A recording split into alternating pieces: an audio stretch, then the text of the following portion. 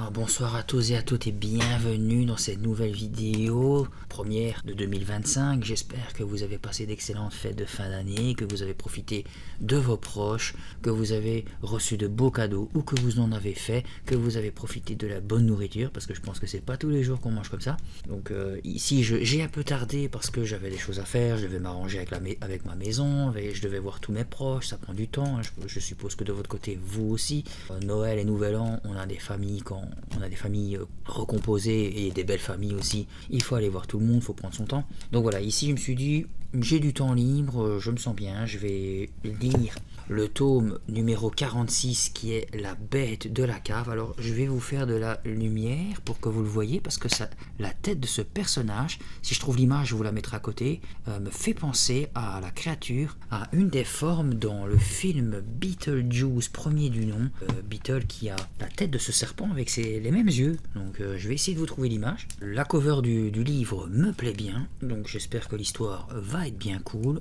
Je sais pas combien de temps je vais lire, je sais pas pourquoi j'ai une toux qui arrive, c'est très mauvais ça. En même temps, il gèle, il pleut, il vente, j'ai du mal à dormir parce que ici où je tourne la vidéo, nous sommes le... Je ne vois pas, mon PC est en train de bugger. Je vais regarder sur mon tel. Nous sommes le 3 janvier et hier soir, dans la nuit, à 1 h du matin, il y avait encore des Mongols qui faisaient aller des fusées, des feux d'artifice, tout ça. Ça m'empêche de trouver le sommeil et de me reposer.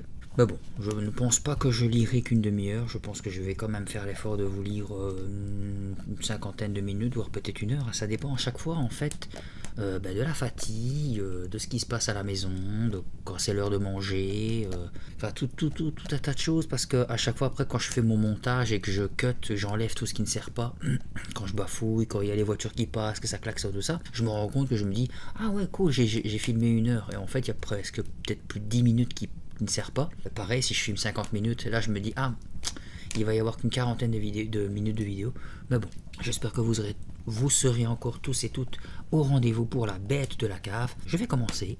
J'espère que vous n'avez pas perdu les bonnes habitudes. Installez-vous confortablement et je vous souhaite une bonne écoute.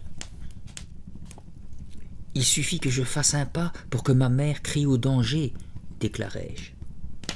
J'étais avec mon copain Jérémy Goodman, en route vers le terrain de sport de notre collège. Sans blague, ricana-t-il, incrédule. Je confirmai d'un hochement de tête et pressai le pas pour traverser la rue. Hier soir, par exemple, il fallait que je dessine une carte pour notre devoir de géo.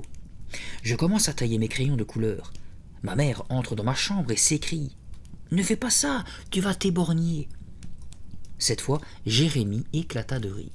« Et qu'est-ce qu'elle veut que tu utilises? Des pastels, comme à la maternelle ?» plaisanta-t-il. Moi, je ne trouvais pas ça drôle. À 12 ans, ma mère me considère encore comme un bébé, et elle me met en garde contre tout. Ne grimpe pas aux arbres, tu vas te casser le cou. Ne remplis pas trop la baignoire, tu vas te noyer. Ne mange pas si vite, tu vas t'étouffer.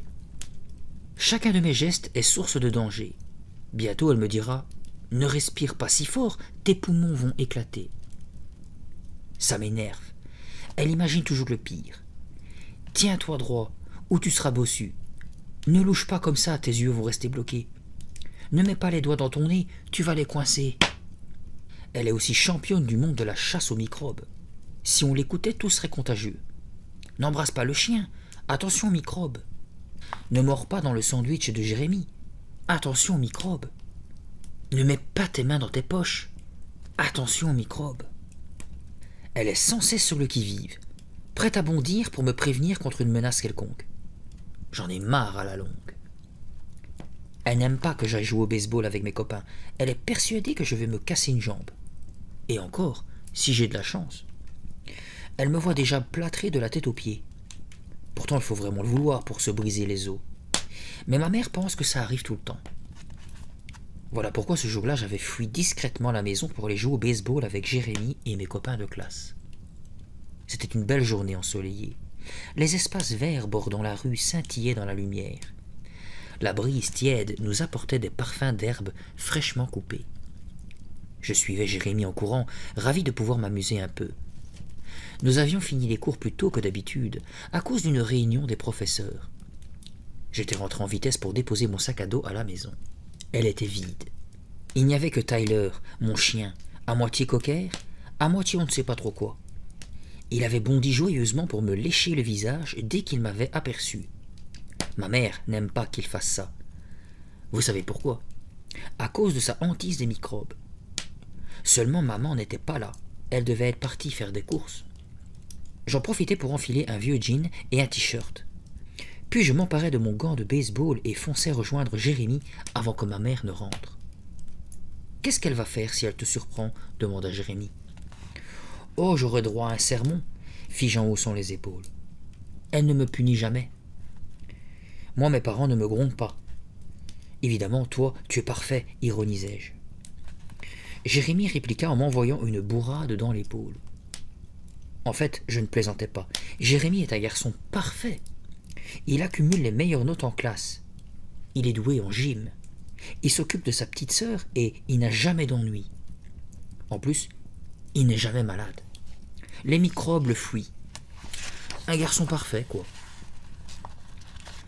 Nous passâmes devant l'arrêt de bus et la façade de notre école apparut devant nous.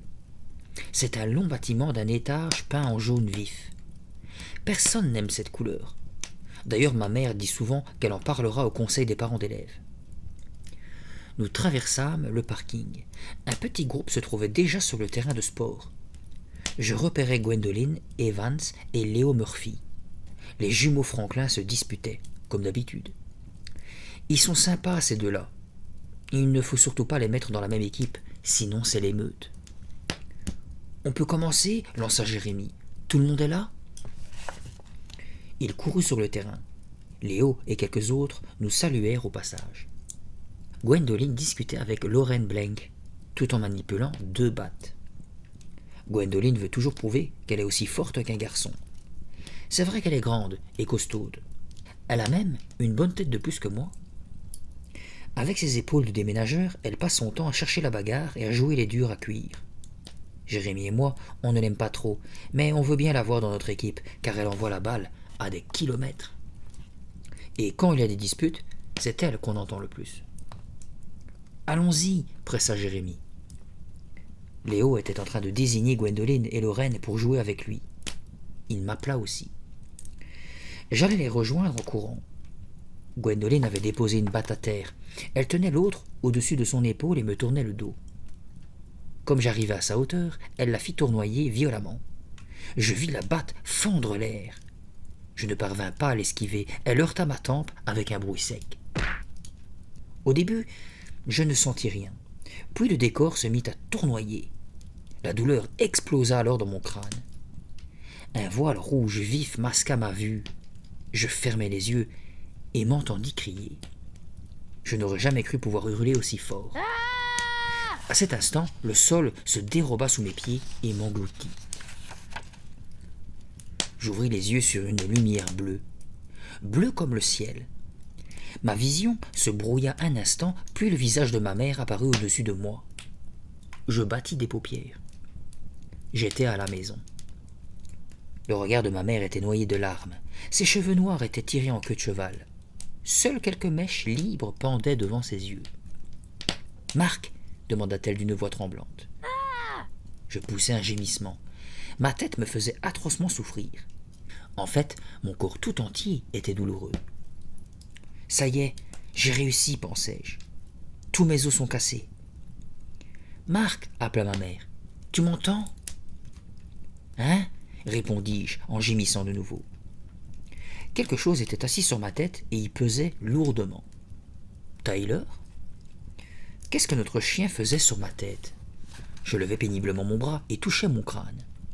Je sentis un bandage épais. Je rabaissai ma main et la pièce se mit à tournoyer. J'agrippai la couverture comme si ma vie en dépendait. Je fixai la lumière bleue du plafond jusqu'à ce que ma vision redevienne normale.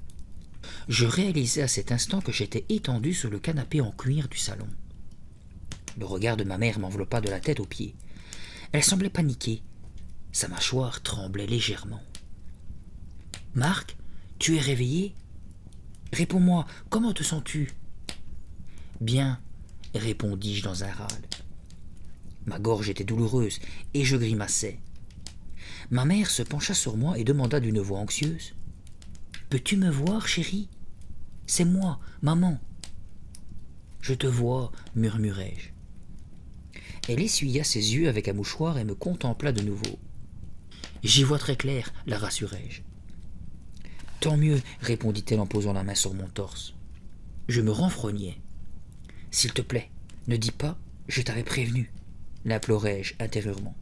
Non, ne le dis pas. Le visage de ma mère devint soudain sévère et se rapprocha légèrement du mien. Je t'avais prévenu de ne pas jouer au baseball. Mais maman, il y avait même des filles dans les équipes, je ne risquais rien. Je te l'avais bien dit, reprit-elle gravement. Seulement, comme d'habitude, tu ne m'as pas écouté, et maintenant ton crâne est ouvert en deux comme une noix de coco. Quoi? M'alarmai-je. Ouvert en deux? C'est grave? Elle ne répondit pas. Allez, maman, la pressai-je. Qu'est-ce que le docteur a dit? C'est grave? C'est très grave, lâcha-t-elle. À la manière dont elle avait dit cela, je compris que c'était faux. Sa voix avait une intonation trop enjouée. Ma mère disparut de mon champ de vision. Dis-moi la vérité, insistai-je. Je vais m'en sortir, n'est-ce pas? Pas de réponse. J'essayai de tourner la tête, mais une violente douleur paralysa ma nuque. Ma mère avait quitté le salon. Bientôt, j'entendis des bruits de vaisselle dans la cuisine. Je tentais de l'appeler, en vain. Dépité, je reposai doucement la tête sur le coussin et fermai les yeux. J'avais dû m'assoupir, car la sonnerie du téléphone me fit sursauter. Je clignai des yeux, ébloui par la lumière. Le téléphone sonnait toujours. J'attendais que ma mère décroche, mais elle n'arrivait pas. Était-elle sortie et m'avait-elle laissé seule? Ce n'était pas son genre. Où était-elle donc? Je roulai sur le côté en gémissant et tendis le bras pour attraper le combiné. Je le portai à mon oreille et poussai un cri de douleur lorsqu'il toucha mon bandage. « Allô » soupirai-je. À l'autre bout du fil, le souffle rauque d'une respiration se fit entendre. Puis une voix que je ne connaissais pas demanda « J'espère que tu vas bien, Marc. »« Qui est à l'appareil » bredouillai-je avec peine. Je fermai un instant les yeux et m'efforçai d'oublier la douleur lancinante dans mes tempes. « J'espère que ça va. Je ne voudrais surtout pas qu'il t'arrive malheur, » reprit la voix. C'était un garçon. « Ah bon? Merci, » répondis-je un peu surpris. Le téléphone semblait peser une tonne et la moitié de mon crâne était engourdi. « Qui est à l'appareil » demandai-je encore. « Je ne voudrais pas qu'il t'arrive malheur, » répéta le garçon, « car maintenant tu vas t'occuper de moi. »« Comment ça, m'occuper de toi » demandai-je. « Je ne comprends pas. » Il y eut un long silence. Je n'entendais qu'un souffle régulier à l'autre bout du fil. « Qui est là » insistai-je.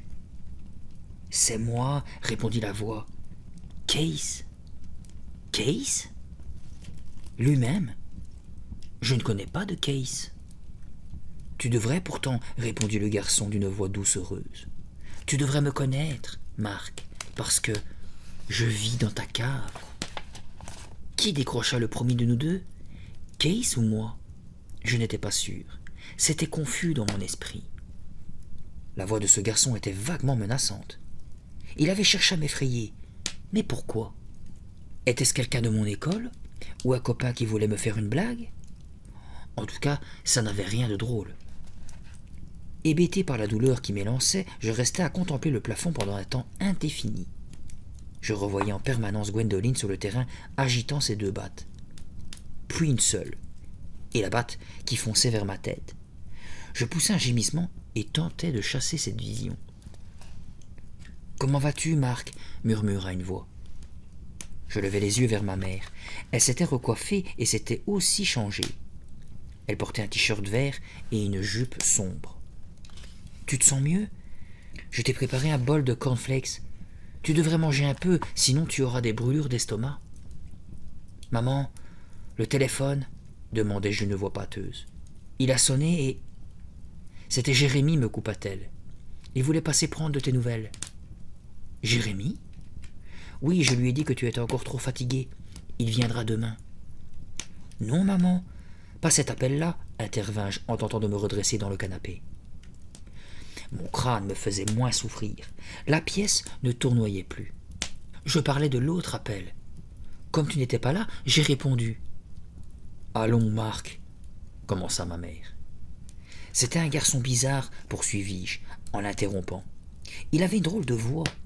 Il a dit qu'il s'appelait Case et qu'il vivait dans la cave. Ma mère vint aussitôt poser sa main sur mon front. « Tu m'inquiètes, Marc. Il faut te reposer. Tu ne m'écoutes jamais. Et ce très mauvais coup que tu as reçu sur le crâne ?»« Mais maman, le téléphone !» protestai-je. Ma mère resta un instant à me contempler et je remarquai que sa mâchoire tremblait légèrement. « Tu ne sais plus ce que tu dis » murmura-t-elle. « Pourquoi ?» Ma mère fronça les sourcils d'un air préoccupé. « Il n'y a jamais eu de téléphone dans le salon. » Le lendemain, je m'éveillai de bonne heure. Je me dressai dans mon lit, en pleine forme. Avant même de poser un pied à terre, je savais que j'allais mieux. Je n'avais plus mal à la tête et mes muscles n'étaient plus engourdis. Je pris une bonne douche et le contact de l'eau acheva de me réveiller.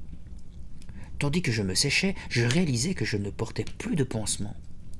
Le bandage devait être tombé par terre. J'avais dû l'ôter sans m'en rendre compte pendant la nuit.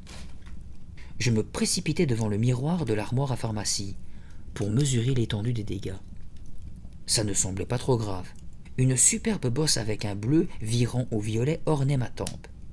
Elle avait la taille d'un œuf. Le reste de mon crâne était normal. Je plissai les yeux et m'examinai de plus près. Oui, ça pouvait aller. Je lâchai un cri de satisfaction. Ma gorge n'était plus douloureuse. Je me sentais vraiment en forme.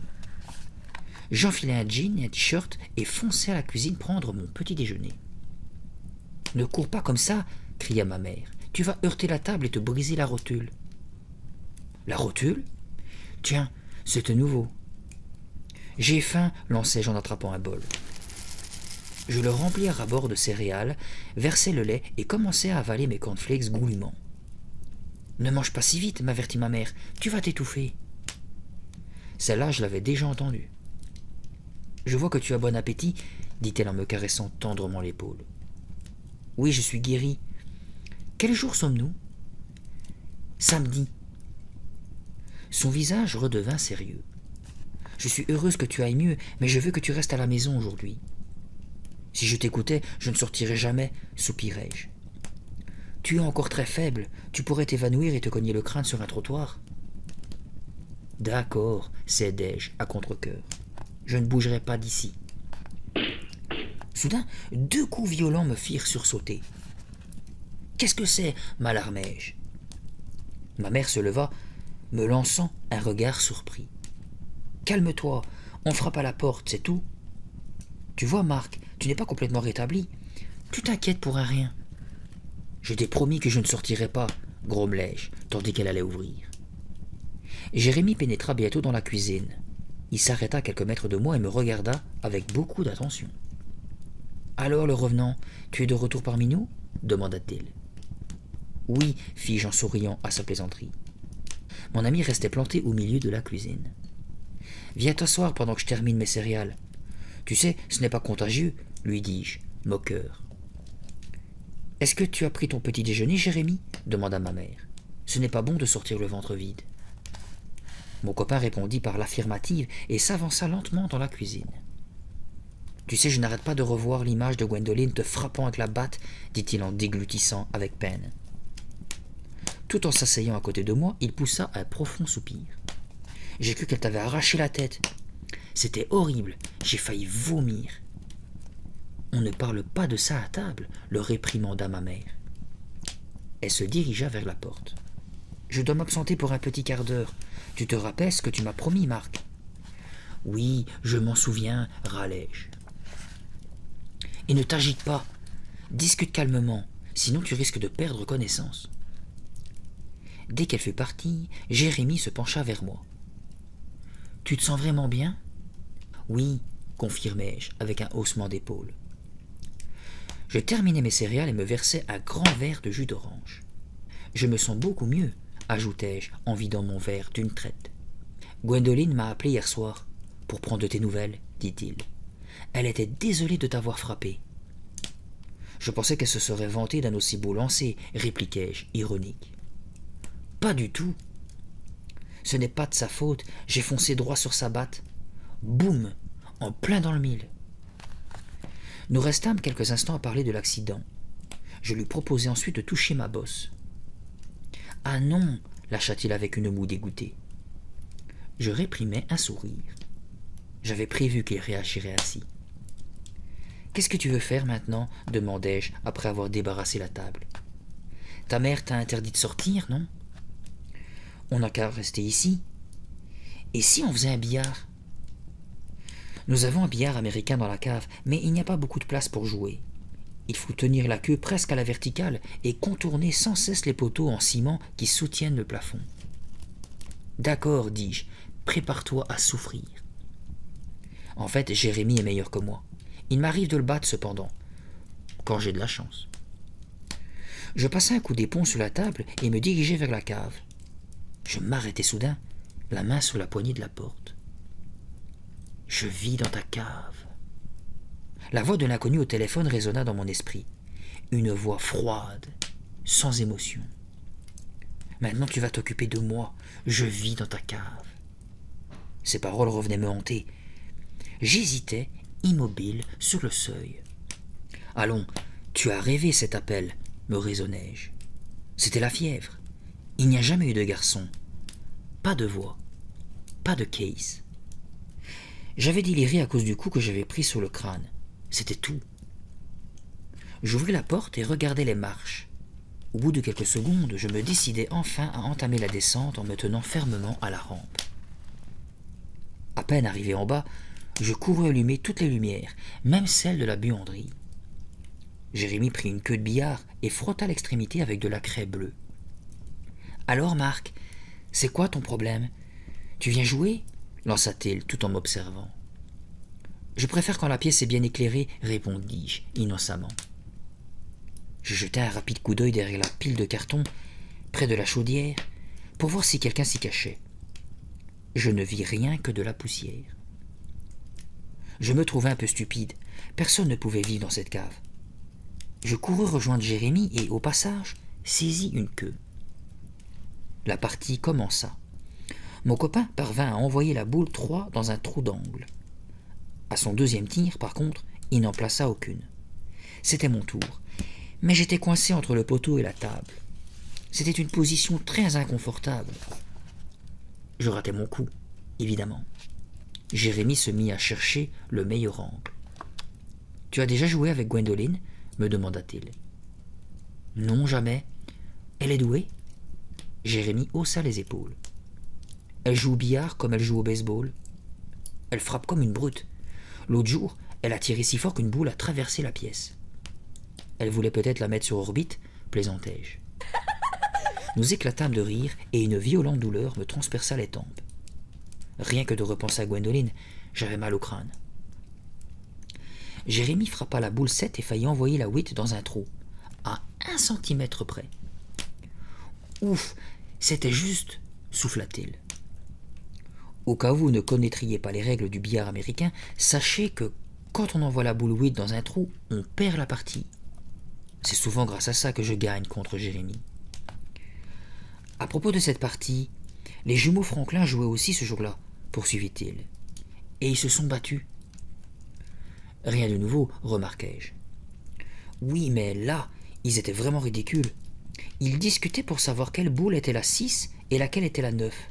Ils ont fini par se taper dessus à coups de queue de billard. Ils avaient des marques de craie bleue partout. C'est malin, murmurai-je. Je frappai la 5 de toutes mes forces. Elle rebondit sur 3 bandes, mais n'entra dans aucun trou. « Tu sais pourquoi ils se chamaillent tout le temps ?» demandai-je. Jérémy réfléchit une seconde. « Sans doute parce qu'ils sont jumeaux, répondit-il finalement. Comme ils n'arrivent pas à se reconnaître eux-mêmes, il faut bien qu'ils se prouvent qu'ils sont différents l'un de l'autre. »« Bien vu, dis-je, impressionné. » Soudain, un bruit étrange me fit lever la tête. C'était un grattement, tout près. Un raclement, suivi d'un bruit sourd. « Tu as entendu ?» chuchotai-je à Jérémy. « Oui. » Les bruits paraissaient venir de la vieille armoire coincée sous l'escalier. Jérémie et moi nous tournâmes d'un seul mouvement, les yeux fixés sur le meuble. « Il y a quelqu'un là-dedans !» annonçai-je d'une voix mal assurée. « Quelqu'un qui cherche à sortir !» Jérémie fronça les sourcils. « Qui voudrait se cacher là-dedans ?» Sans prêter attention à sa question, j'avançai lentement vers l'armoire. « Qui est là ?» criai-je. On entendit un nouveau craquement. Quelqu'un se tenait réellement derrière la porte. « Qui est là ?» répétai-je. Pas de réponse. J'attrapai la poignée, pris une grande inspiration et ouvris la porte d'un coup sec. Je poussai un cri strident quand la créature bondit sur moi. « C'est un écureuil !» s'écria Jérémie. L'écureuil gris, de la taille d'un chat, atterrit sur ma cuisse. Il tomba à terre et détala en dérapant sur le linoléum. « Qu'est-ce qu'il fabrique ici ?» demanda Jérémie. J'étais trop surpris pour pouvoir répondre. Je regardais l'animal qui essayait d'escalader un poteau en ciment, mais ses griffes dérapaient. Il finit par abandonner et fila en direction de la buanderie. « Il faut le faire sortir !» criai-je. Ma mère devient folle à chaque fois qu'un animal entre dans la maison, à cause des microbes. L'écureuil marqua un temps d'arrêt sur le seuil de la buanderie, puis se retourna vers nous. « Attrapons-le !» lançai-je. Nous nous précipitâmes sur l'animal qui fonça se réfugier derrière le sèche-linge. Il était coincé.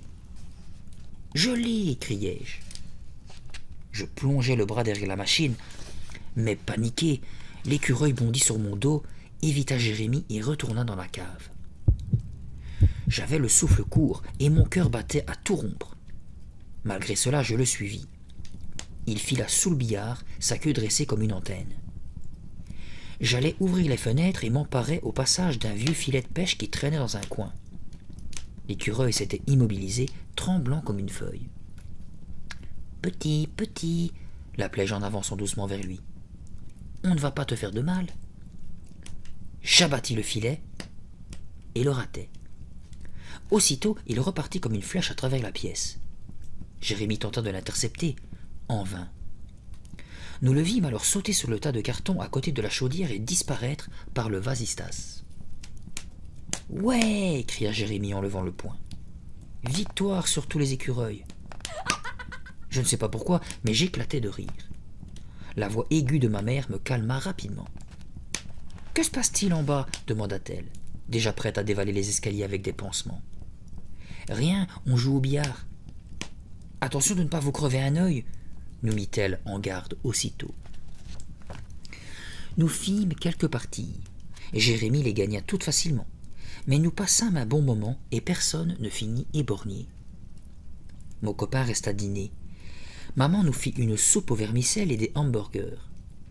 Pendant que nous prenions notre entrée, elle nous répéta 20 fois de souffler sur les cuillères pour ne pas nous brûler la langue. Énervant. Après le repas, je me sentis fatigué et bâillai à m'en décrocher la mâchoire. Jérémie décida qu'il était temps de rentrer chez lui. « Monte dormir, » dit ma mère dès qu'il fut parti. « Je t'avais prévenu de ne pas te surmener. »« Je ne suis pas fatigué, mentis-je, tout en grimpant l'escalier. » À peine arrivé dans ma chambre, je m'écroulai sur mon lit et m'assoupis immédiatement. Je m'étais endormi trop tôt, si bien que, en me réveillant en fin de soirée, j'étais en pleine forme. Je pris un livre qui m'ennuya rapidement. Je zappais sur les différentes chaînes de ma télévision sans rien trouver d'intéressant à regarder. Je consultais mon radio-réveil. Il était presque minuit. Mon estomac émit un gargouillis. Un petit casse-croûte me ferait du bien, décidai-je. Je descendis dans l'entrée. Un détail m'arrêta à mi-chemin. La porte de la cave était ouverte. Bizarre. Ma mère passe son temps à vérifier si tout est bien fermé. Je m'avançai vers le battant et tendis la main pour le refermer. Lorsqu'un craquement se fit entendre. Un bruit de pas. Je passai la tête par l'entrebâillement et scrutai la pénombre. « Qui est là ?» demandai-je. Les marches de l'escalier grincèrent encore, et une voix métallique répondit. « C'est moi, Case. Tu te souviens ? Je vis sous ta maison. »« Non, tu n'existes pas. » Les mots s'étaient échappés de ma bouche malgré moi, comme une affirmation désespérée. Je perçus alors des crissements de semelles sur le parquet du sous-sol, et la lumière inonda la pièce. Une silhouette apparut au pied des marches. « Maman !»« Qu'est-ce que... » balbutiai-je, interloqué. « Marc, pourquoi ne dors-tu pas » gronda-t-elle, les poings sur les hanches. « Parce que je ne trouvais pas le sommeil, répondis-je. Et toi, qu'est-ce que tu fais en bas, à cette heure ?»« Moi non plus, je n'arrivais pas à dormir, alors je suis allé préparer une lessive. »« Remonte vite, m'écriai-je, il y a quelqu'un là-dedans. » Elle leva la tête pour m'observer en plissant les yeux. « Qu'est-ce que tu racontes ?»« Vite, insistai-je, ce garçon, il vient de me parler. Il est en bas. Il dit qu'il vit dans la cave. »« Marc, tu m'inquiètes, répondit ma mère d'une voix calme. Tout ça n'a aucun sens. »« C'est pourtant vrai, je l'ai entendu. Il vient de me parler. À l'instant. Il est en bas. »« Dommage qu'il soit trop tard pour appeler le docteur Bailey, soupira ma mère en remontant vers moi. Elle me posa la main sur le front. « Tu n'as pas de fièvre ?»« Maman, je dis la vérité. Demain c'est dimanche. Je veux que tu te reposes toute la journée. Nous verrons ensuite si tu peux retourner à l'école. »« Mais maman, commençai-je. La voix du garçon retentit alors depuis la cave. « Marc, écoute ta mère. »« Maman, tu l'as entendu ?» m'écriai-je. « Entendu quoi ?» demanda-t-elle en me regardant de travers. « Le gars... » Je n'eus pas le temps d'achever ma phrase. Quelqu'un venait de me pousser violemment dans le dos. Je trébuchais, partis en avant et manquais de dévaler les marches. « Hé !» protestai-je en me retournant brusquement. Tyler me fixait, remuant joyeusement la queue. Il sauta de nouveau sur moi. « Maudit chien !» hurlai-je. « Tu as failli me tuer !» Tyler s'assit et poussa un gémissement. « Ne le gronde pas !» protesta ma mère. « Tu es à bout de nerfs, Marc. Allez, remonte vite te coucher. »« Mais maman !» Je préférais abandonner. À quoi bon discuter puisque je n'arrive pas à la convaincre? Avant de partir, je jetai un dernier coup d'œil en bas, dans l'espoir d'apercevoir le garçon. Je ne vis que les ténèbres. Où pouvait-il se cacher? Je ne l'avais pas inventé, et je n'étais pas fou. Que se passait-il donc? Ma mère m'autorisa à aller en classe le lundi. Malheureusement, vu la manière dont la journée se déroula, j'aurais préféré rester à la maison. Je me sentais pourtant bien ce matin-là. Le bleu à ma tempe était toujours violacé, mais ma bosse avait diminué de moitié. J'arrivais à peine dans la cour que tout le monde se ruait sur moi. Comme d'habitude, les jumeaux Franklin se disputaient. À propos de leur sac de classe, cette fois. Ils les confondent sans arrêt. Dès qu'ils m'aperçurent, leur querelle cessa. « Marc, tu vas bien? Fais voir ton bleu. »« Burk, c'est moche.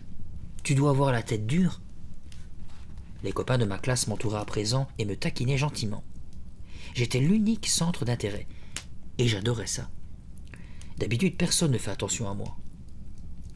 La journée s'annonçait donc plutôt bien, jusqu'à ce que Madame Mosley nous fasse entrer en cours. Elle me demanda aussitôt de venir au tableau. « Nous sommes tous ravis de te revoir, Marc, dit-elle. » Jérémie se mit à applaudir et la classe l'imita. Même Gwendoline, qui était au premier rang.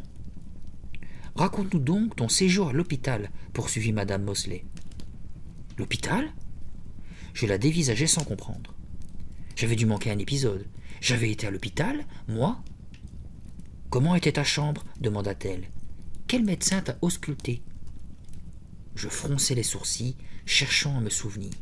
« Ne sois pas timide, Marc, poursuivit Madame Mosley, en m'observant à travers ses lunettes à la monture d'écaille. Je ne me souviens pas, bredouillai-je. Les jumeaux Franklin ricanèrent et des murmures s'élevèrent dans les rangs. « Bien, de quoi te souviens-tu alors, Marc ?» Elle avait parlé avec lenteur, comme si elle s'adressait à un enfant de 3 ans. « Je n'ai aucun souvenir, dis-je, nerveux. Gwendoline se pencha par-dessus son bureau vers Madame Mosley. « Si vous voulez, je peux lui donner un autre coup sur le crâne pour que ça lui revienne, suggéra-t-elle à mi-voix. Quelques rires fusèrent, mais notre professeur foudroya Gwendoline du regard. « Ce n'est pas drôle, gronda-t-elle. Les trous de mémoire dus à un traumatisme crânien sont à prendre très au sérieux. Gwendoline haussa les épaules. Je plaisantais, c'est tout. On a bien le droit de rire quand même. Pendant ce temps, je restais debout devant la classe, confus et mal à l'aise. Pourquoi n'avais-je aucun souvenir de l'hôpital? C'est vrai, quand j'avais repris connaissance, j'étais sur le canapé du salon. Madame Mosley m'autorisa à regagner ma place. « Nous sommes heureux que tu ailles mieux, Marc, conclut-elle.